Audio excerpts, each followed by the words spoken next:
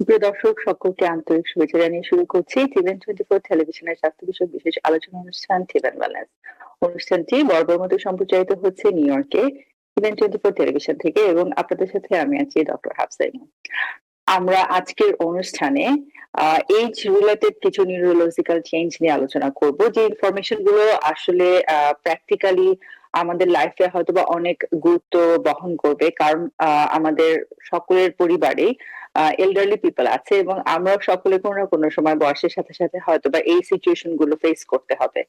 আমরা যদি ইনফরমেশন গুলো একটু গুরুত্ব দিয়ে শুনি এবং এগুলো আমাদের নিজেদের লাইফে ফ্যামিলি পিপলদের টেক কেয়ার করবার জন্য ব্যবহার করি, সেক্ষেত্রে আশা করি যে আমাদের এই আজকের আলোচনাটি অনেকটাই আমাদের জন্য অর্থবহুল হবে। আমাদের সাথে আজকে আলোচনার সরাসরি সংযুক্ত আছেন আমাদের বিশেষজ্ঞ চিকিৎসক neurologist doctor Debashis Mridha. Doctor Debashis Mridha, আপনাকে আমন্ত্রণ জানাচ্ছি আজকের আলোচনায়। ধন্যবাদ ডক্টর হাফসা ইমাম। ধন্যবাদ TVN24 কে, এবং ধন্যবাদ জানাচ্ছি সকল দর্শক এবং শ্রোতাদের। শুরু করছি আজকের অনুষ্ঠান। আমি ডক্টর দেবাশিস মৃধা, আমি মিশিগান থেকে। আমি একজন নিউরোলজিস্ট।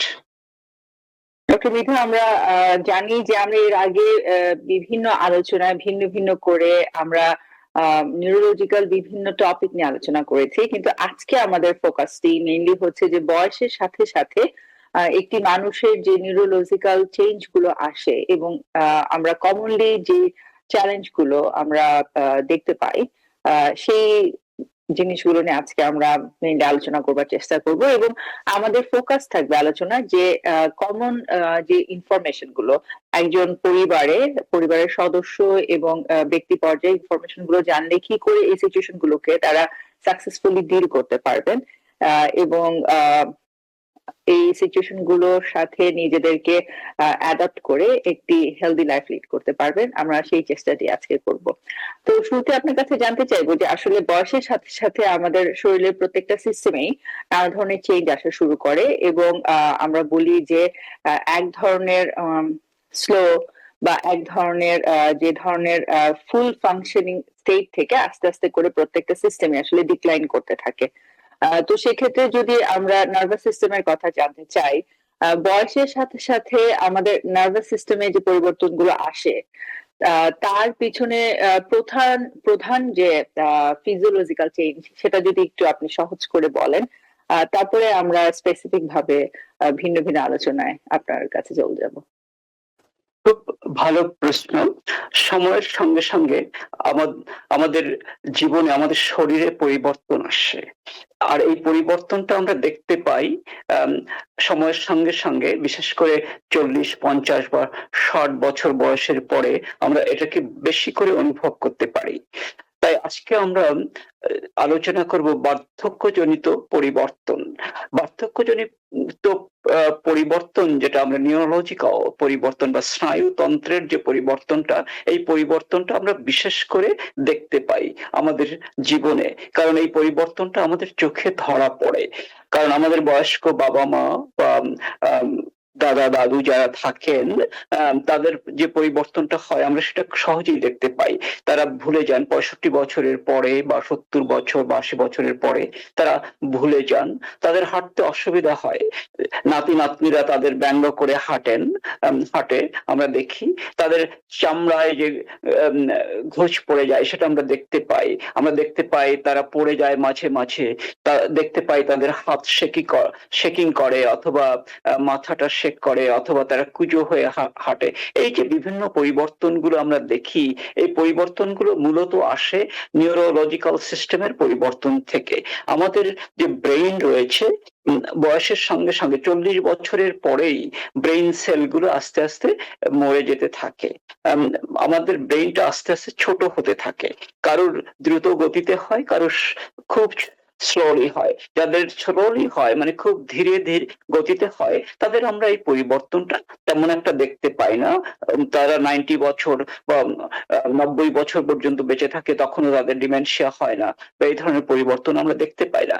কিন্তু যারা একটু অসুস্থ বা যাদের ফ্যামিলি হিস্টোরি রয়েছে, যাদের ফ্যামিলিতে কারোর ডিমেনশিয়া রয়েছে বা পার্কিনসন ডিজিজ রয়েছে বা স্ট্রোক রয়েছে, এ ধরনের যে বিভিন্ন কারণ রয়েছে তাদের ক্ষেত্রে আমরা এগুলো বেশি দেখি।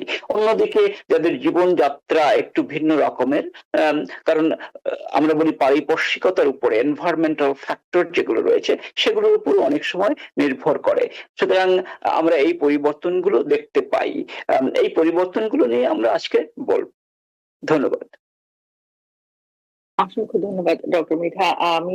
আপনি বলছিলেন যে ব্রেইন সেল গুলো আমাদের ফাংশনাল ব্রেইন সেল গুলো আসলে সংখ্যায় কমে যেতে থাকে, এবং আমরা জানি যে নিউরন সিস্টেমের ভিতরে নার্ভ এবং বিভিন্ন আমাদের যে স্ট্রাকচার গুলো আছে, নার্ভের যে স্ট্রাকচার, যে বিভিন্ন পার্ট গুলো আছে, এগুলো কিন্তু আসলে একটি আরেকটির সাথে কানেক্টেড হয়ে ইনফরমেশন ট্রান্সমিট করে, এবং এগুলো আমরা জানি যে বয়সের সাথে স্লো হয়ে যেতে থাকে। সেখান থেকে একটি খুব প্রচলিত ধারণা আছে যে বয়সের সাথে সাথে মানুষের কি আহ কাজ করবার ক্ষমতা বা একটি নতুন জিনিস শিখবার ক্ষমতা, এগুলো কি আসলে কোনো লিমিটেশন চলে আসে কিনা, বা অনেকেই মনে করেন যে আমার বয়স হয়ে গিয়েছে, সুতরাং আমি ব্রেইনের যে কাজগুলো, ব্রেইনের সাথে রিলেটেড যে ধরনের কাজগুলোর জন্য ব্রেইনটা বেশি ডিমান্ড করে, অনেকে মনে করেন যে আমি সেটার জন্য যোগ্য নই বা আমি এখন আর সেটার জন্য উপযুক্ত নই। কিন্তু একই সাথে আমরা দেখি যে বিভিন্ন পজিশনে, বিভিন্ন অর্গানাইজেশনে যারা যে যত সিনিয়র, আসলে কাজের ক্ষেত্রে তার গুরুত্বটা তত বেশি থাকে। তো এটা অনেকটাই আসলে একটি কন্ট্রাডিক্টরি সিচুয়েশন। একজন নিউরোলজিস্ট হিসাবে আপনার কাছে আমি এই ব্যাপারটা একটু জানতে চাবো। খুব ভালো একটা প্রশ্ন। হ্যাঁ, আমাদের অপটিমাম ফাংশনিং যেটা আমরা বলি, ব্রেইনের অপটিমাম ফাংশনিং আমরা দেখি 45, 50 বা 55 বছরের দিকে। তারপরে আস্তে আস্তে শিথিল হতে থাকে। কিন্তু তবুও যেহেতু আমাদের আগে শিখে নিয়েছি, সবাই শিখে নেয়, সুতরাং তারা অনেক দিন ধরে এটা চলতে পারে। 90 বছর পর্যন্ত তারা চলতে পারে। যেমন ইদানিং দেখা গেছে যে ওয়ারেন বাফেট, যার 92 বছর বয়স এখন বা 93 বছর বয়স, উনি কিন্তু ওনার কোম্পানির সিইও ছিলেন, কিছুদিন আগে রিটায়ার করেছেন এবং খুব ভালো ফাংশন করেছেন। তার কোনো অসুবিধা হয়নি, তিনি ভুল করেননি বেশিরভাগ ক্ষেত্রেই। কিন্তু হ্যাঁ, 65 এর পরে আমাদের যে শেখার যে ক্ষমতাটা, নতুন কিছু রিটেনশন করা মেমোরিতে, এটা এটা করতে একটু কষ্ট হয়। ছোটবেলায় যেমন আমরা মুখস্থ করতে পারতাম কবিতাগুলো বা গানগুলো, খুব সহজেই মুখস্থ করতে পারি, বা নাম্বারগুলো, ফোন নাম্বারগুলো আমাদের মনে থাকে। 65 বছর বা 60 বছরের পরে এইভাবে মনে রাখা একটু কঠিন হয়ে যায়, নতুন কিছু শেখা একটু কঠিন হয়ে যায়। এটা সত্য, এটা মেনে নিতে হবে আমাদের। মনে না নিলেও মেনে নিতে হবে, কারণ কারণ এটা তো হবেই। এটা হচ্ছে আমাদের এই জন্য যে আমাদের ব্রেইনের একটা অংশ রয়েছে বলে হাইপোক্যাম্পাস। এই হাইপোক্যাম্পাসে নতুন নতুন ইনফরমেশন গুলো যোগ হয় এবং যোগ হয়ে সেটা আমাদের মেমোরি হতে থাকে। সেই ক্ষমতাটা অনেকটা কমে যায় আমরা দেখি। কিন্তু যেহেতু তার অনেক ইনফরমেশন থাকে আগে থেকে, সেহেতু একটা লোক ফাংশন করতে পারে বেশ ভালো, কারণ অনেক প্রফেসর ফাংশন করে বেশ ভালো। অপটিমালি আমরা যখন দেখি যে যারা দাবা খেলেন বা চেস খেলেন, তারা সবচেয়ে ভালো করেন 25, 26, 27, 28 বছরের দিকে। তারপরে আস্তে আস্তে তাদের ক্ষমতাটা একটু কমে যায়। যদিও দেখা গেছে যে রাশিয়ান যারা দাবাড়ু ছিলেন আগে, তাদের বেশ বয়সেও তারা চ্যাম্পিয়ন, ওয়ার্ল্ড চ্যাম্পিয়ন হয়েছেন। কিন্তু ইদানিং দেখি সব ইয়াং জেনারেশনরাই ওয়ার্ল্ড চ্যাম্পিয়ন হচ্ছে।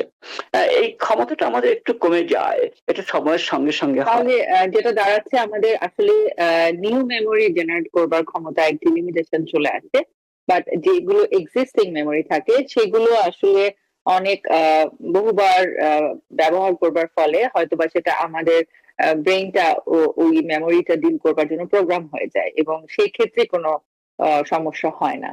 কিন্তু নিউ মেমোরি জেনারেট করতে আমাদের একটি লিমিটেশন চলে আসে।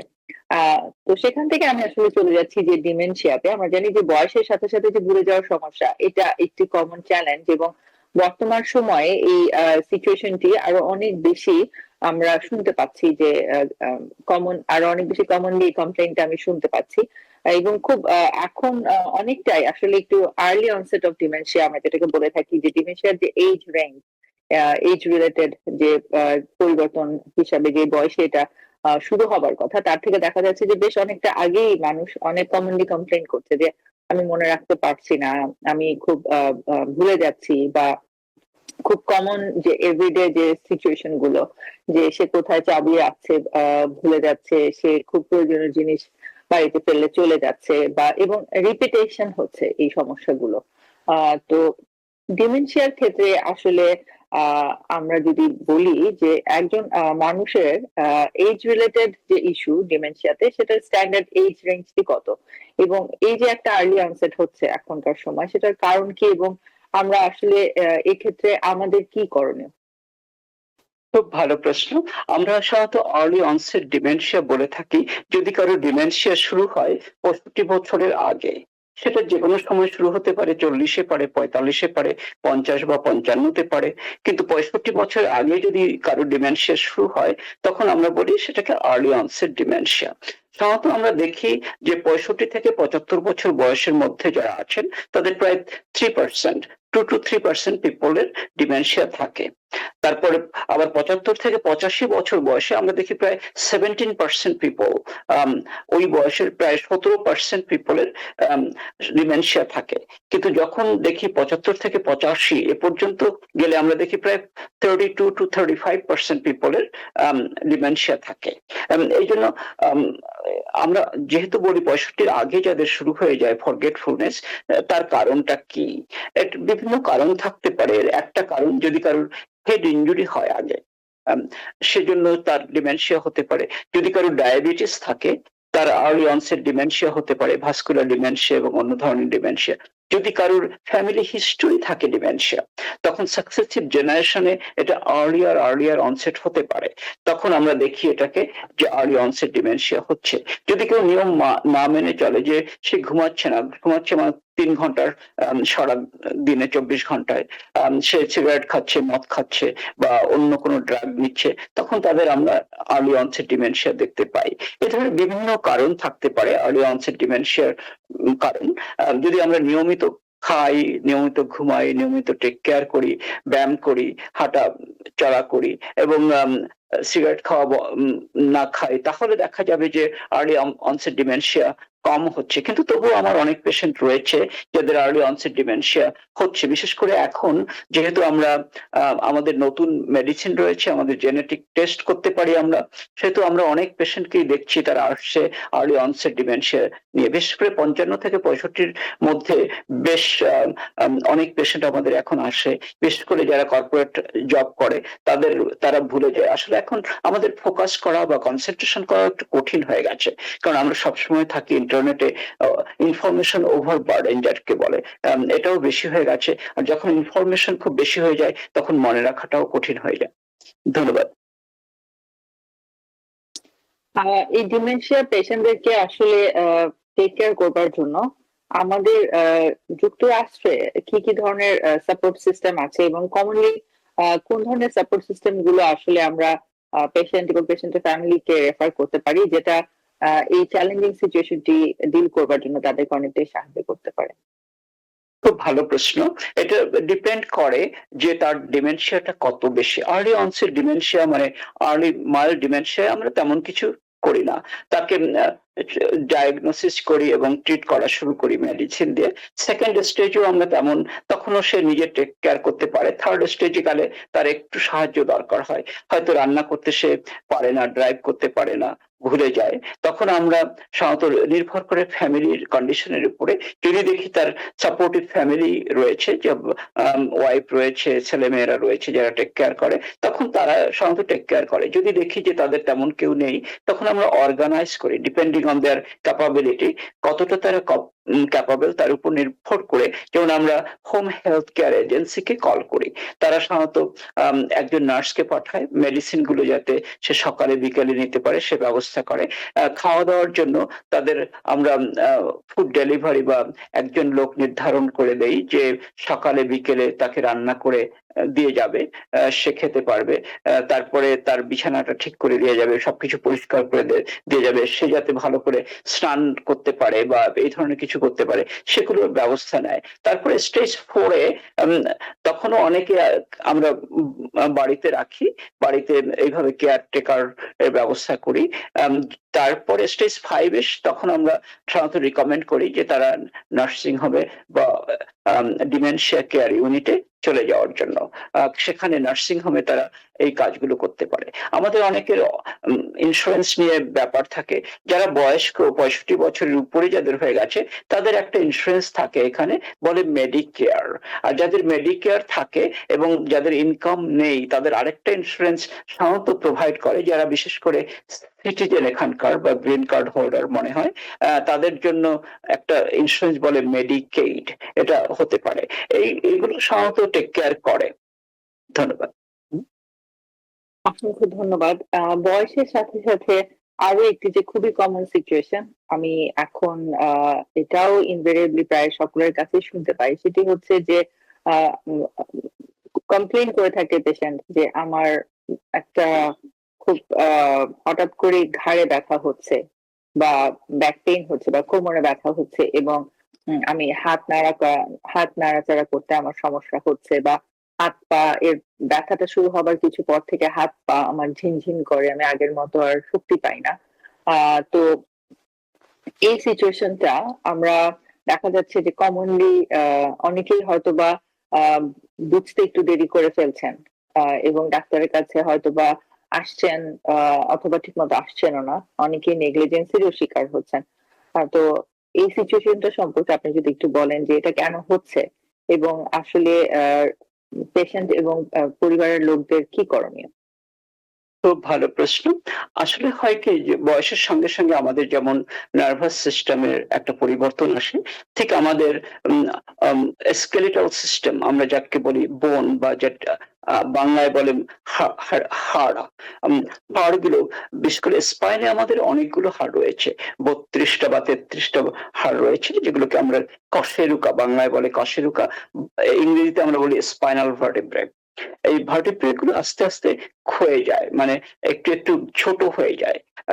ছোট হয়ে গেলে এবং যেহেতু আমরা সারা জীবন হাঁটাহাঁটি করি, তুলি, ওজন তুলি, সেজন্য ওখানে কিছুটা আর্থ্রাইটিস হয়ে যায়। ওইগুলো আবার ক্ষয়ে যায়, মানে একটু নরম হয়ে যায়, তখন আবার একটু শক্ত হয়, তখন দেখা যায় যে অস্টিওফাইট তৈরি হয়, যেটা একটু বাড়তি কোনো জায়গায় কেটে গেলে যেমন একটা স্কার টিস্যু তৈরি হয়, ঠিক তেমনি বনে অস্টিওফাইট তৈরি হয়। ওই অস্টিওফাইট গুলো যেখান থেকে নার্ভ গুলো বের হয়, ওখানে নার্ভের উপর প্রেসার তৈরি করে। প্রেসার তৈরি করলেই ওই যে আমরা অবশ ফিল করা বলি, যে আমার ঝিঝি ধরেছে, একটু বারবার নাড়াতে হয়, সেই অবস্থাটা হতে পারে, আমরা সেই ফিল করি। আমরা এটাকে সাধারণত বলি স্পাইনাল ক্যানাল ন্যারোয়িং বলে, বা রেডিকুলোপ্যাথি আমরা অনেক সময় বলি, যদি নার্ভের উপর প্রেসার দেয়। আর স্পাইনাল স্টেনোসিস আমরা বলি, বা যখন ভিতরের যেখান থেকে নার্ভ গুলো যায় মাঝখানে,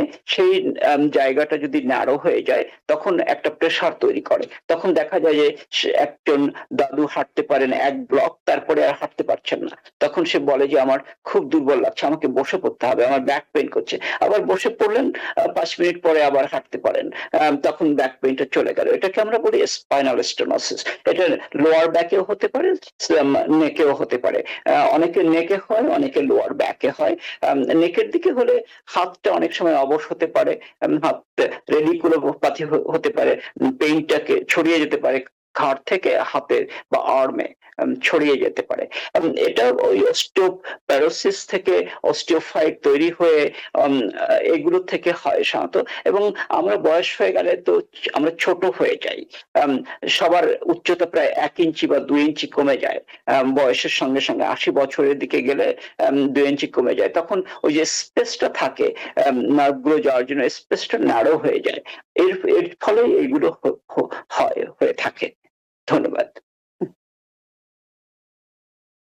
এই স্পাইনাল স্টেনোসিস আসলে যাদের হচ্ছে তাদের যে কমন কমপ্লেইনটা যে হাত পা ঝিঝি করে, আমি আগের মতো আর জোর পাচ্ছি না, আমি শক্তি পাচ্ছি না, হাত থেকে জিনিস পড়ে যাচ্ছে, বা একটা যে কাজ রেগুলার কাজগুলো করতো হয়তোবা সেটা করার মতো আর সেরকম এফোর্ট দিতে পারছে না। অনেকেই বলেন যে আমি বাসায় কিচেনে কাজ করছি, আমি হয়তোবা আমি একটা বয়ামের মুখ খুলতে পারছি না বা একটা কোনো ক্যান ওপেন করতে হবে সেটা সে করতে পারছেন না। এবং এগুলো আমি দেখেছি যে মানুষের কনফিডেন্স এবং ডেইলি লাইফের যে ডিলিংস টা এটার প্রতি অনেক লিমিটেশন চলে আসে, কনফিডেন্সটা অনেক কমে যায়। আমরা জানি যে এখানে অনেকেই কিন্তু আসলে আমরা এল্ডারলি বা বয়সের একটি স্টেজে যে অনেকেই কিন্তু একা থাকেন এবং এই ধরনের সিচুয়েশন যখন হচ্ছে আসলে আমি সব থেকে দেখি যে যে জিনিসটা এফেক্টেড হয় সেটা হচ্ছে সেই মানুষটার কনফিডেন্স। তো স্পাইনাল স্টেনোসিস এ কি ধরনের অ্যাডভাইস আপনি প্রোভাইড করেন পেশেন্টদেরকে যারা এইভাবে হয়তোবা একাই নিজে টেক কেয়ার করছেন অথবা যারা পরিবারের সাথেও আছেন?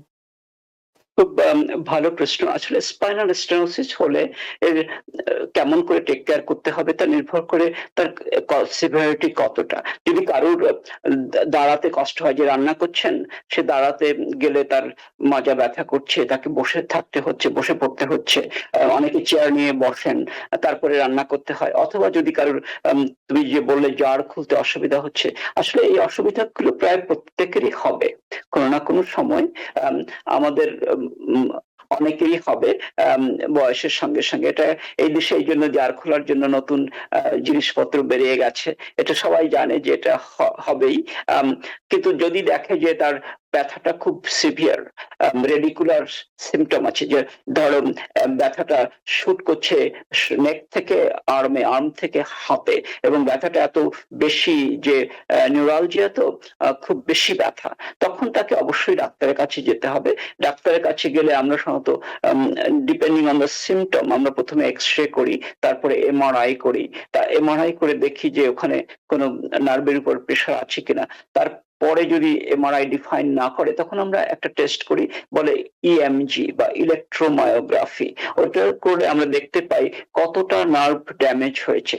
নার্ভ ড্যামেজটা যদি খুব সিভিয়ার হয় বা বেশ একটু হয়, তখন আমরা অবশ্যই নিউরোসার্জনকে পাঠিয়ে দেই। আর যদি নার্ভ ড্যামেজ না দেখি, তখন আমরা কনজারভেটিভ ম্যানেজমেন্ট করি। আমরা ফিজিক্যাল থেরাপি দিতে চেষ্টা করি।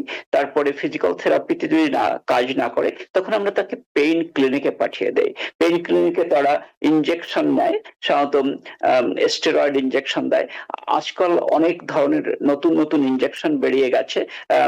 স্টেম সেল ইনজেকশন নেয় অনেকে, তাতে আর্থ্রাইটিসটা কমে যায়। আর্থ্রাইটিসটা কমে গেলে দেখা যায় এই পেইনটা বা স্পাইনাল স্টেনোসিস বা রেডিকুলোপ্যাথিটাও কমে যায়। আমরা এটা বেশ দেখতে পাচ্ছি আজকাল। সুতরাং এইগুলো আমরা করি। তারপরে এগুলো যদি কাজ না করে এবং সে যদি ব্যথা এত বেশি হয় যে কিচ্ছু করতে পারছে না, তখন অবশ্যই আমরা নিউরোসার্জনের কাছে পাঠিয়ে দেই। এবং নিউরোসার্জনের কাছে পাঠালে ওরা কতগুলো সার্জারি করবে, বলে ল্যামিনেক্টমি করতে পারে, অথবা স্পাইনাল ফিউশন করতে পারে, বা ডিস্কেক্টমি করতে পারে। এ ধরনের বিভিন্ন সার্জারি ওরা করলে বেশ কিছুদিন ভালো থাকা যায়। ধন্যবাদ। ধন্যবাদ আপনাকে। আমরা সুপ্রিয় দর্শক, আমরা এই মুহূর্তে চলে যাচ্ছি একটি ছোট্ট বিরতিতে। বিরতির পর আমরা আরো অনেক এইজ রিলেটেড নিউরোলজিক্যাল চেঞ্জ গুলো নিয়ে আলোচনা করব। বিশেষ করে ফল বা পড়ে যাবার যে সমস্যা সেটা নিয়ে আমরা বিস্তারিত আলোচনা করব। আমাদের সাথেই থাকুন। সুপ্রিয় দর্শক, বিরতির পর আবারও আপনাদেরকে আমন্ত্রণ জানাচ্ছি জীবন ওয়েলনেসের আজকে আলোচনা এইজ রিলেটেড নিউরোলজিক্যাল চেঞ্জ, যেটা আমাদের সাথে আলোচনা আছে নিউরোলজিস্ট ডক্টর দেবাশিস মৃধা। আমরা আলোচনা করেছি আজকে ডিমেনশিয়া এবং স্পাইনাল স্টেনোসিস নিয়ে, এবং আরো আলোচনা করব ফল, গেট অ্যাবনর্মালিটি এবং নিউরোপ্যাথির মতো সিচুয়েশন গুলো নিয়ে। ডক্টর মৃধা, আমরা বলছিলাম যে স্পাইনাল স্টেনোসিস এর সাথে সাথে আসলে নিউরোপ্যাথির মতো কিছু সিমটমস পেশেন্ট এক্সপেরিয়েন্স করে, কিন্তু আমরা জানি যে এই যে সাথে সাথে আসলে নিউরোপ্যাথির সিমটমস গুলো ইনভেরিয়েবলি স্পাইনাল স্টেনোসিস ছাড়াও অনেক পেশেন্টই আসলে এক্সপেরিয়েন্স করে থাকেন। তো আমি জানতে চাইবো যে এর কারণটি কি, এর কি কোনো স্পেসিফিক এজ রেঞ্জ আছে কিনা? কারণ এটা কিন্তু প্রত্যেকে এক্সপেরিয়েন্স করেন না, কিন্তু অনেকেই করেন। তো সেটার কারণগুলো কি এবং আসলে পেশেন্টের ক্ষেত্রে কি করণীয়? খুব ভালো প্রশ্ন। আসলে নিউরোপ্যাথিক জিনিসটা অনেক সময় এজ রিলেটেড না। এটা এজের সঙ্গে সঙ্গে হয়, কিন্তু এর কারণ থাকে। যেমন স্পাইনাল স্টেনোসিস হলে নিউরোপ্যাথি হতে পারে। এটা কারণটা হলো স্পাইনাল স্টেনোসিস, তারপরে নিউরোপ্যাথি হচ্ছে। দ্বিতীয়ত যেটা মূলত আমরা দেখি নিউরোপ্যাথি হচ্ছে, সেটা হলো ডায়াবেটিস যাদের রয়েছে তাদের ইনভেরিয়েবলি প্রায় 60% ক্ষেত্রে আমরা দেখি যে এক সময় না এক সময় তাদের কিছু না কিছু অবস্থায় নিউরোপ্যাথি হচ্ছে, যাদের ডায়াবেটিসটা একটু সিভিয়ার। সুতরাং most of the neuropathy case আমরা যেটা দেখি সেটা ডায়াবেটিস রিলেটেড। এখন কিছু কিছু কেস আমরা দেখছি যেটা যাদের কোভিড খুব সিরিয়াস হয়েছিল তাদের নিউরোপ্যাথি হয়েছে। তারপরে আরো কিছু কিছু ব্যাপার রয়েছে, যেমন গুলান বারে সিনড্রোম নাম করে একটা ডিজিজ আছে, সেটা হলে অনেকে নিউরোপ্যাথি হয়। যাদের ক্যান্সার হয়েছে জীবনে এবং ক্যান্সারের জন্য কিমোথেরাপি নিয়েছেন, তাদের ক্ষেত্রেও আমরা অনেক সময় নিউরোপ্যাথি হতে দেখি। অনেকের আছে জেনেটিক নিউরোপ্যাথি, আমরা বলি সার্কোমারি টুথ ডিজিজ। এই ধরনের যাদের ফ্যামিলি হিস্টোরি অফ নিউরোপ্যাথি রয়েছে তাদের অনেক সময় আমরা দেখি নিউরোপ্যাথি হচ্ছে তাদের ফ্যামিলি মেম্বারের। তাদের আর্লিয়ার হতে পারে, 30 বছর বয়সে আমরা দেখি অনেকে হুইল চেয়ার বাউন্ড হয়ে যায় নিউরোপ্যাথির জন্য। অনেকের আছে এক ধরনের এমিলয়েড নিউরোপ্যাথি আমরা বলি, এটাও ফ্যামিলিতে হিস্টরি যাদের রয়েছে বা জেনেটিক মার্কআপ যাদের রয়েছে তাদের হতে পারে। এ ধরনের বিভিন্ন ধরনের নিউরোপ্যাথি আমরা দেখে থাকি, কিন্তু মূল কারণটা আমরা যেটা দেখি সেটা হলো ডায়াবেটিস রিলেটেড নিউরোপ্যাথি। অনেকের হয়তো ডায়াবেটিস এখনো ডায়াগনোসিস হয়নি, কিন্তু তাদের হাত পা ঝিরঝির করছে, ঝিমঝিম করছে, রাতের সকালবেলায় উঠলে অবশ লাগছে, মনে হচ্ছে যেন একটা ইট পায়ের সঙ্গে লেগে আছে, যখন হাঁটছে তখন মনে হচ্ছে কাকরের উপর দিয়ে হাঁটছে। এই ধরনের যদি মনে হয় তখন তাদের নিউরোপ্যাথি হয়েছে। এবং এটা ডায়াবেটিস ডায়াগনোসিস আগেও হতে পারে। যদি আপনার এমন হয় তাহলে চেক করতে হবে যে ডায়াবেটিস আছে কিনা বা অন্য কোনো রোগ আছে কিনা। নিউরোপ্যাথি ইজ কোয়াইট কমন, আমরা অনেক পেশেন্টকে দেখি, কিন্তু যে দেশে ডায়াবেটিস বেশি সেই দেশে নিউরোপ্যাথিও বেশি। ধন্যবাদ। ধন্যবাদ আপনাকে। নিউরোপ্যাথি সিচুয়েশন গুলো আসলে অনেকটাই অনেকে অনেক বেশি ভয় পাইয়ে দেয়। আমি দেখেছি যে পেশেন্ট ভাবে যে সে হয়তো পার্মানেন্টলি প্যারালাইজড হয়ে যাবেন, আর হাঁটাচলা করতে পারবেন না, হুইল চেয়ার বাউন্ড হয়ে যাবেন অথবা বেড বাউন্ড হয়ে যাবেন। তো যারা নিউরোপ্যাথির কমপ্লেন নিয়ে আসছেন তাদের ক্ষেত্রে কমন অ্যাডভাইস গুলো কি, এবং কি করে তারা নিউরোপ্যাথি ডিল করে আহ, নিজেকে নিজেকে সাপোর্ট করতে পারেন, এবং কি করে এভরিডে লাইফটা রেগুলার ওয়েতে তারা কন্টিনিউ করতে পারেন? খুব ভালো প্রশ্ন। নিউরোপ্যাথি আসলে একটা ডেডলি কন্ডিশন নয়, মানে এটা কাউকে মেরে ফেলবে না, কিন্তু যে যার সিভিয়ার নিউরোপ্যাথি আছে, সিভিয়ার নিউরোপ্যাথি হতে অনেক সময় লাগে, সাধারণত 10 বছর 15 বছর লেগে যায় সিভিয়ার হওয়ার জন্য। সুতরাং ভয় পাওয়ার তেমন কোনো কারণ নেই। কিন্তু একটা ভয় আছে, যাদের নিউরোপ্যাথি হয়েছে তাদের আবার অন্য একটা প্রবলেম হয়ে যায়, সেটা হলো ভাস্কুলার প্রবলেম, মানে ব্লাড ভেসেল গুলো ব্লাড সার্কুলেশন দেয় না, তাদের পাটা ফুলে যেতে পারে। পাটা ফুলে গেলে এবং যেহেতু তারা পায়ে ফিল করছে না, তখন কোনো ইনফেকশন হলে বা কোনো উন্ড হলে সেই উন্ড গুলো আর সারে না, সারতে চায় না, মেডিসিন দিলেও সারতে চায় না। আমরা মেডিসিন দেই, অ্যান্টিবায়োটিক দেই, তারপরে হাইপারবেরিক অক্সিজেন থেরাপি দেই, তাতে অনেক সময় সারে না। যখন এমন হয় তখন পাটাকে কেটে ফেলতে হয়। এই যে আপনারা দেখেছেন অনেকের এম্পুটেশন হয়েছে, এম্পুটেশন মানে পাটাকে কেটে ফেলা, বিলো নি এম্পুটেশন আমরা বলি, আর অ্যাবোভ নি এম্পুটেশন, এই ধরনের হতে পারে। এইটা এড়ানোর জন্য আমরা নিউরোপ্যাথিটাকে কমিয়ে রাখতে হবে। হাফছা যেমন বললো, খুব জোর দিল যে কি করে আমরা এটাকে কমাতে পারি, কি করে আমরা নিউরোপ্যাথি হলেও ভালো থাকতে পারি। এটা খুবই গুরুত্বপূর্ণ, কারণ যাদের ডায়াবেটিস রয়েছে তাদের ধরে নিতে হবে যে তাদের এক সময় না এক সময় নিউরোপ্যাথি হবে। সুতরাং আপনারা যদি ডায়াবেটিসটাকে কমিয়ে রাখতে পারেন তাহলে দেখবেন নিউরোপ্যাথিটা ততটা এফেক্ট করবে না। অন্যদিকে এই নিউরোপ্যাথি হয় সাধারণত অনেক ভাইটামিন ডেফিসিয়েন্সির জন্য। ডায়াবেটিস হলে অনেক ভাইটামিন আমরা অ্যাবজর্ব করতে পারি না, অথবা আমাদের বেশি দরকার হয় শরীরের জন্য, সে ভাইটামিন গুলো সাধারণত বি ভাইটামিন। তাহলে আপনার ডায়াবেটিস হলে সাধারণত বি ভাইটামিন খেতে চেষ্টা করবেন, তাহলে দেখবেন মানে নিউরোপ্যাথিটা কম হবে। অন্যদিকে প্রতিদিন 30 মিনিট হাঁটা, হাঁটলে দেখা যায় ব্লাড ফ্লোটা ভালো থাকে, তখন নিউরোপ্যাথি হয় না। যাদের ডায়াবেটিস হয়েছে বা ডায়াবেটিস হয়নি কিন্তু স্মোকিং কিছুতেই করা যাবে না। যাদের ডায়াবেটিস আছে তারা যদি স্মোকিং করে তাহলে তাদের নিউরোপ্যাথি হবেই হবে, ইনভেরিয়েবলি। যারা যদি বেঁচে থাকেন, সাধারণত ডায়াবেটিস যাদের হয় এবং তারা যদি স্মোকিং করে তখন তাহলে তারা খুব অল্প বয়সেই মারা যায়, হার্ট অ্যাটাক বা অন্য ধরনের অসুখ, স্ট্রোক এগুলো হয়ে। সুতরাং আপনারা খুব মনে রাখবেন যে কিছুতেই স্মোক করা যাবে না আপনাদের যদি ডায়াবেটিস থাকে। এইভাবে আমরা দেখি যে বেশ আমরা কন্ট্রোল করতে পারি। Most of our patient doing very well. এর পরেও যদি অসুবিধা হয় তখন আমরা ব্যবস্থা করি ফিজিক্যাল থেরাপির, অকুপেশনাল থেরাপি। তারপরে আমরা তাদের ব্যবস্থা করি ওয়াকার দেই যাতে পড়ে না যায়। তারপরে আমরা ব্যবস্থা করি হুইল চেয়ারের। এখন এক ধরনের থেরাপি বেরিয়েছে সারা দেশে, যদিও এটা এফডিএ এখনো তেমন ভাবে অ্যাপ্রুভ করেনি, আবার করেছে। সেটা হলো শক ওয়েভ থেরাপি। আমরা দেখি যে ওই শক ওয়েভ থেরাপি দিলে স্টেম সেলগুলো গ্রো করে অনেক সময় এবং নিউরোপ্যাথিটা কমে থাকে। লং টার্ম এফেক্ট বেশ ভালোই দেখছি। কিছু একটা করা যাচ্ছে আর কি। আগে তো আমাদের কিছুই ছিল না এই নিউরোপ্যাথির ক্ষেত্রে, কিন্তু এখন আমরা পেশেন্টদের বেশ ভালো রাখতে পারছি। ধন্যবাদ। ধন্যবাদ আপনাকে। একই সাথে গেট অ্যাবনর্মালিটি এবং ব্যালেন্স প্রবলেম, যেহেতু আমরা নিউরোপ্যাথি থেকে পেশেন্টের যে চলাফেরার বা যে মুভমেন্ট রেস্ট্রিকশন, এই ধরনের কিছু সিচুয়েশন নিয়ে আমরা অলরেডি আলোচনা করলাম। সেখান থেকে আমি জানতে চাইবো গেট অ্যাবনর্মালিটি এবং ব্যালেন্স প্রবলেম গুলো নিয়ে। বয়সের সাথে সাথে এটিও কিন্তু একটি খুব কমন সিচুয়েশন এবং এটি আসলে খুবই একটি হেল্পলেস সিচুয়েশন, স্পেশালি যদি কেউ একা থাকেন, তার সাথে কেউ না থাকে, তার টেক কেয়ার করবার কেউ না থাকে, অথবা তার সাথে কেউ নেই, সেই অবস্থায় এটি আসলে খুব একটি চ্যালেঞ্জিং সিচুয়েশন। তো গেট অ্যাবনর্মালিটি এবং ব্যালেন্স প্রবলেম গুলো কোন বয়সের থেকে পেশেন্ট কমনলি এক্সপেরিয়েন্স করা শুরু করেন এবং এর প্রধান কারণগুলো আমরা কি দেখতে পাচ্ছি, এবং সেক্ষেত্রে আমরা পেশেন্টকে সাপোর্ট করবার জন্য আমরা কি কি ধরনের সুযোগ সুবিধা এবং অ্যাডভাইস এখানে প্রোভাইড করতে পারছি? খুব ভালো প্রশ্ন। হ্যাঁ, বয়স হয়ে গেলে গেইট অ্যাবনর্মালিটি এন্ড ব্যালেন্স প্রবলেমটা খুব কমন একটা প্রবলেম। প্রায় সকলেরই কিছু না কিছু হবে। এটা আমরা বলি এটা মাল্টিফ্যাক্টোরিয়াল। বিভিন্ন ফ্যাক্টর থাকতে পারে।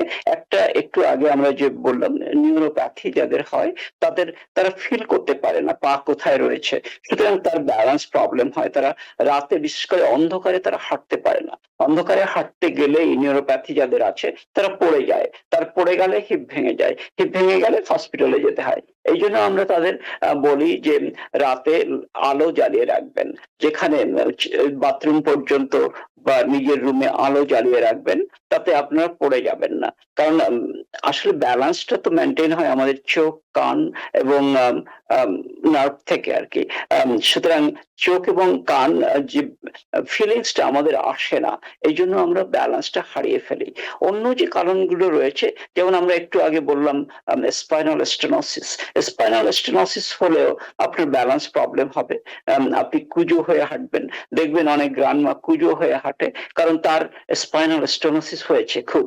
সে বলতে পারে না, সে জানেও না, বোঝেও না, কিন্তু সে দেখেছে যে সে যদি কুজো হয়ে হাঁটে, একটু বেন্ড হয়ে হাঁটে, তাহলে তার ব্যথাটা কমে। সুতরাং সে কুজো হয়ে হাঁটে, সে সোজা হয়ে হাঁটতে পারে না, আর মাসল টাইটনেস হয়ে গেছে।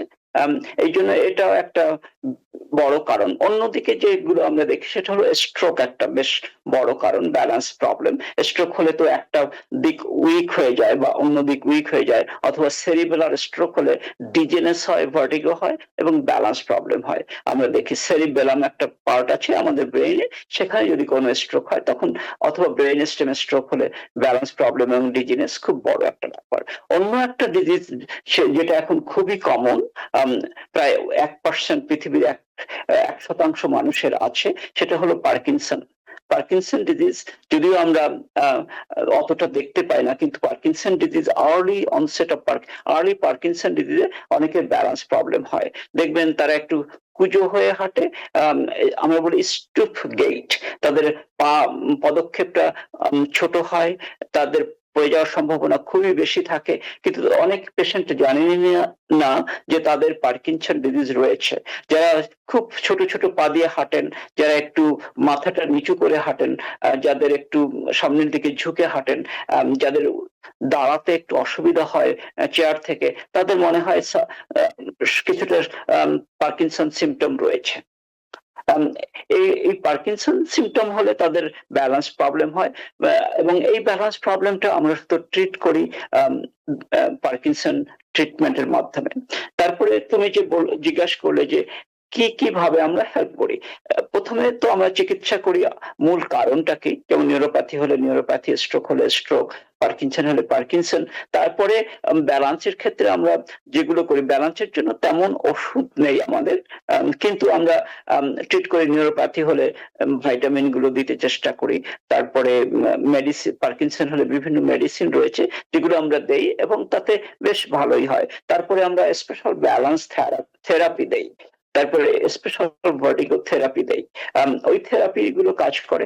যদি দেখি যে কাজ করছে না, এখনো পড়ে যাওয়ার সম্ভাবনা রয়েছে, তখন আমরা একটা লাঠি ধরিয়ে দেই, আমরা একটা কেইন, তাতেও যখন কাজ না হয় তাহলে ওয়াকারেও যখন কাজ না হয় তখন আমরা বলি আপনার ফল রিস্ক খুব হাই, আপনি পড়ে গেলে আপনার হিপ ভেঙে যাবে, মাথায় ব্লিডিং হবে, কারণ বয়সের সঙ্গে সঙ্গে আমাদের অন্য একটা রিস্ক বেড়ে যায়, মাথার মধ্যে ব্লিডিং হওয়ার রিস্ক। সুতরাং যাতে পড়ে না যায় সেই জন্য আমরা তাদের সাবধান করে দেই এবং হুইল চেয়ার দিয়ে দেই অনেক সময়। এভাবে আমরা জি, আমরা চলে এসেছি আলোচনার শেষ পর্যায়ে। তো আপনি অনেকটাই বলে ফেলেছেন, তারপরেও আমি জানতে চাইবো ছোট্ট করে যে এখানে খুব আসলে একটি কমন সিচুয়েশন হচ্ছে ফল, এবং পরে যে পেশেন্টের দেখা যাচ্ছে যে নানা নানা ভাবে তার শরীরের নানা জায়গার হাড় ভেঙে যাচ্ছে, এবং এটা তাকে এত বেশি চ্যালেঞ্জের ভিতরে ফেলে দিচ্ছে, হয়তো বা এই সিচুয়েশনটা না হলে তার লাইফটা আরো অনেক বেশি ইজিয়ার হতো। তো এই ফল প্রিভেনশন আপনি অনেকটাই বলেছেন, তারপরেও একটু জানতে চাইবো যে এই ফল প্রিভেনশনে আমরা আসলে এখানে কি অ্যাডভাইস প্রোভাইড করে থাকি, কি সাপোর্ট সিস্টেম আছে, এই বিষয়ে যদি আপনি সংক্ষেপে একটু বলেন। হ্যাঁ, খুব ভালো। ফল প্রিভেনশনের জন্য আমরা খুব চেষ্টা করি, কারণ একটা ফল হলে ওই মানুষটার জীবনটা সম্পূর্ণ চেঞ্জ হয়ে যায়, যেমন তুমি বললে। এর জন্য আমরা সাধারণত বাড়িতে দেখবে যে বাড়িতে কার্পেট আছে কিনা আমরা সেটা এভালুয়েট করার জন্য লোক পাঠাই, তাদের বাড়িটা স্লিপারি কিনা। তাদের সবসময় আমরা বলি যে কখনো আপনি ইয়েতে লাডারে উঠবেন না। অনেকে তো ভাবে সে এখন ইয়াং রয়েছে। তা আজকে আমার একটা পেশেন্ট আসছিল, ওনার বয়স 72 বছর, উনি কদিন আগে লাডারে উঠে বেশ কাটা শুরু করেছিলেন, সঙ্গে সঙ্গে পড়ে গেছেন, হিপটা ভেঙে গেছে। এইগুলো আমরা বারণ করি, কিন্তু সবাই তো শুনবে না, তবু আমাদের তো বলতে হবেই।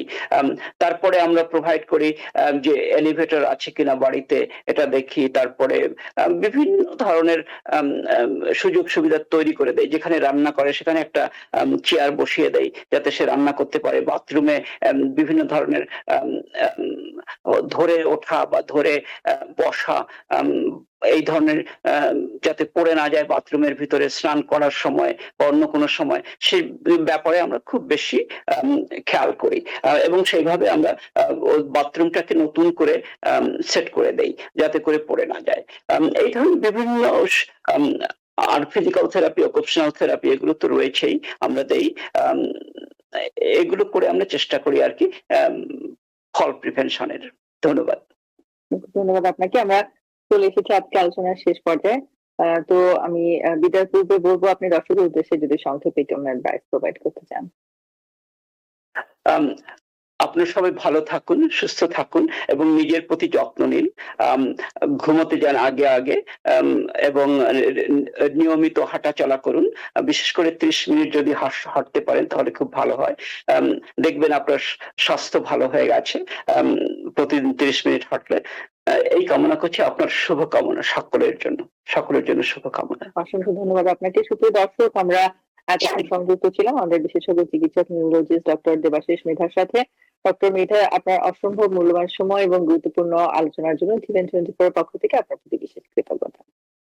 ধন্যবাদ হাফসা ইমামকে এবং ধন্যবাদ TVN24 কে, এবং ধন্যবাদ জানাচ্ছি সকল দর্শক এবং শ্রোতাবৃন্দকে। সুখে থাকুন, আনন্দে থাকুন, ভালো থাকুন।